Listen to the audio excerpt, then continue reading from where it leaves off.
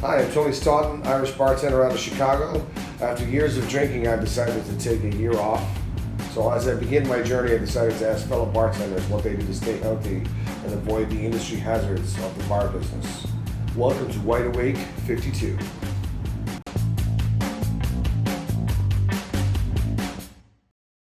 Okay, welcome to Wide Awake 52. Yeah, thank you for having me. Appreciate it. So you know about the series, basically we interview industry professionals and we just talk about what you do to like avoid the pitfalls of the industry.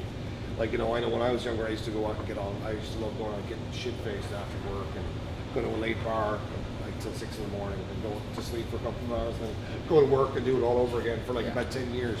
But so I kind of found with the younger people now, we're just doing a series to kind of ask people like, hey, what do you do on your days off, or what do you do to reset, or because obviously you work in the liquor industry, and so it's all about having a good time and having a couple, you know, some nice drinks and stuff like that, you know. So yeah, I think with me it has a little bit to do with being somewhat professional, just because I have this role with Jager meister, and people do assume that I'm drinking it all the time, but it's still a job that needs to be done, and I still need to be somewhat coherent to get it done, right? I'm not trying to slur my words if I'm trying to talk to a bar manager or anything like that. So for myself, I've been pretty good about disciplining myself on having my days off. So let's say like today, for the most part, I do admin stuff during the day. I sit in the coffee shop and figure out my game plan for the week. And then Tuesday and Wednesday, so those 3 days, Monday, Tuesday, Wednesday, I try very, very hard to not drink. Those are kind of like I reboot at that point. And Jagermeister's always been pretty good about that. And like I'll have my boss sometimes, she'll call me. She's like, hey, just making sure I see your Instagram, you're going out a good bit. You know, just making sure that you're not burning yourself out. You know, give yourself a break if you have to. You feel it, like, don't feel that you need to drink in order to do your job and do it well. Like, you don't have to, right?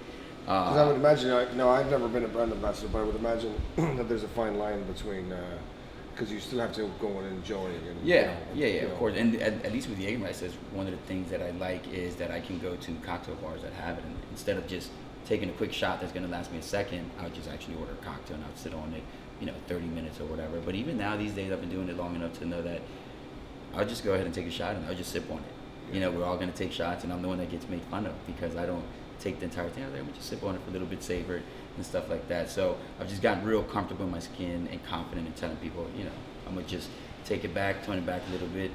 I do this for a living. It's not a race. It's more of a marathon. And I grew up being pretty active, playing sports, soccer, basketball, and all that. And I still continue to do that. So I think that helps too, is not falling off of that and getting lazy. And that that's always been important to me, is to be into sports and having fun like that. So I play soccer on Wednesday nights. So I don't. Nice. I don't drink on Wednesday. Wednesdays are my wellness Wednesday. I found a buddy of mine who bartends. He does a free yoga class at 5.